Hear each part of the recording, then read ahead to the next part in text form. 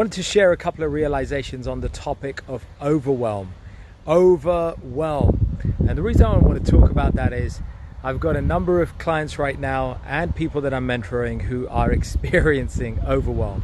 And let's face it, guys, if there was ever a time for overwhelm, it's during this period right now. So many of us are facing overwhelm in some way or shape in our lives, right? And if you are a family person, a family man or family woman, if you have children, if you have elders to look after, or perhaps if you're a business person, a business owner, or a busy leader in your organization, you know how it is to deal with overwhelm right now when you're having to face laying off people, deal with those elderly family members, deal with the health concerns. And a lot of these things can cause overwhelm, right? And how does overwhelm show up? It shows up in multiple different ways. It shows up in our personal life, our professional life. It shows up in our health. It shows up in our well-being and our physical and mental health. For a lot of people, overwhelm shows up financially. And I just want to talk a little bit about some of the areas where overwhelm can specifically show up. I want to cover several environments where overwhelm can show up. And what I want to do by doing so is to share this strategy of welcoming overwhelm, anticipating overwhelm, so we're better prepared for it. And the analogy I'd like to give is like, and I was saying this to one of my coaching clients, imagine if you had a beloved family member come into your house, somebody you hadn't seen for ages, somebody you were really missing, and they were going to come to your house in a week's time. And they were going to bring their whole family, and you're really looking forward to see this lovely long lost friend or family member. They were going to come to your house and spend a weekend or spend a week with you, out of town, right, from another country. Now, you could panic and get overwhelmed thinking, oh my God, they're going to come. This is so important. They're such an important part of my life. I've got to change my whole house, my whole space to accommodate these guys and their family for a week. Oh my God, what do I do? But you wouldn't do that. You wouldn't leave it till the last minute. If you got notice 1 or 2 weeks before, you would have anticipated what's going to happen, and then you can better prepare. And so that's what I want to share in terms of a strategy here. First, it starts with recognizing where overwhelm is happening. So I want to cover the environments where it can happen. Firstly, it can happen in your work environment, right? In terms of your workload, in terms of the people in your workplace, in your business. Secondly, it can happen in your family environment, at home, with your family members, your dependents, the people that you're sharing your space with. Thirdly, the physical health environment. So within your personal body, within the health of your own body, overwhelm can come, right? Due to this current so-called pandemic, right? Pandemic. Yeah, you said it. I said it. Yep. This so-called pandemic. It could happen there, right? So it could happen in physical manifestation. That's the third area where overwhelm can happen. Fourthly, emotional and mental overwhelm, right? So emotionally, your emotions take over. You're stressed. You're panicked. So these are areas where overwhelm occurs on the emotional level. Mental and cognitive overwhelm.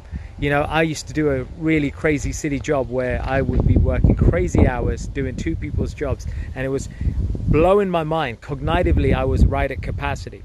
So cognitive overwhelm, where you got too much going on mentally, it's just too much. That's the fifth environment. And the sixth environment is financial overwhelm. It could be that your resources are being stretched financially, and that this is causing you suffering. So these are 6 typical areas where overwhelm can happen.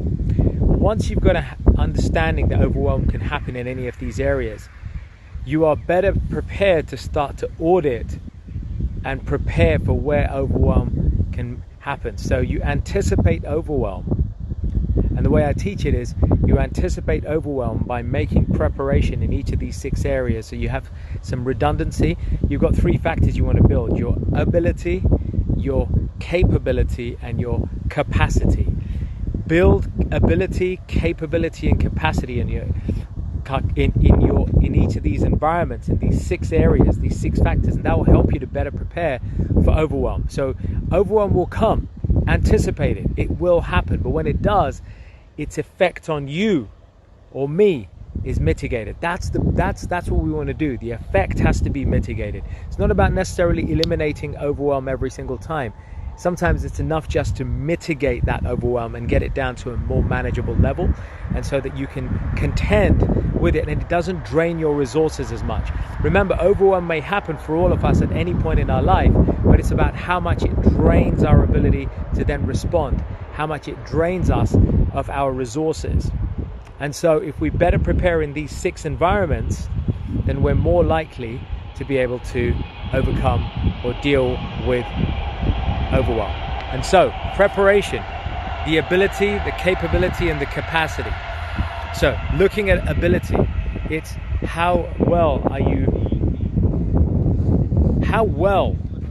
your ability, how well are you prepared to deal with this? I'm out in a country field, by the way, so you may hear other people talking.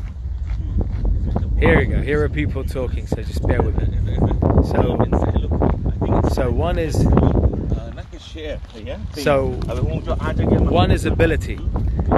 Because right now I could be overwhelmed because I got people around me and I'm close to people, COVID, but obviously I'm not. I've contended, I've taken precautions, I've built up my capability, my vitamin levels, my immune system is strong. I've made sure that my immune system is being built up. I take adequate precautions, so my capability has been built up. My ability to respond, I'm physically able to move from that threat, or if something happened, and my capacity, the amount that I can handle, is increased. And so I put to you, where can you look at building your ability, your capability, and your capacity in these 6 environments, gradually, financially, physically, emotionally, mentally, cognitively, at work, with your family. At work, for example, you could build your capacity by saying, guys, I need 2 off days where you just have to leave me alone. 2 do not disturb days so I can get through my workload. That's maybe you building your capacity. So you better respond in those other 3 days to stressful situations. Maybe for you on the home front, it's building your capacity by getting more of your household, your family members of your household, to cooperate, to delegate certain tasks. If you're better delegating the household responsibilities, your capacity to handle those things is now raised, which means that you can handle overwhelm from other areas, other parts of those 6 environments, you're able to better handle. Anyway, so I hope those things have helped you. I wanted to just share, it's really helped some of my clients out, especially one this evening from India who I've been working with. Real nice person, family person. And so I hope it helps you in your life as well. I'd love to know how you are working to overcome your overwhelm. How are you overcoming overwhelm? Share your tips and insights as well, or any questions that you have, leave them in the comments. I'll do my best to come back to you. That's it from me, Prash. Check me out at LinkedIn, stress2success.co is the website, or of course Urban Spirituality as well for the podcast and everything else. I'll catch you guys soon. Namaste. Peace out.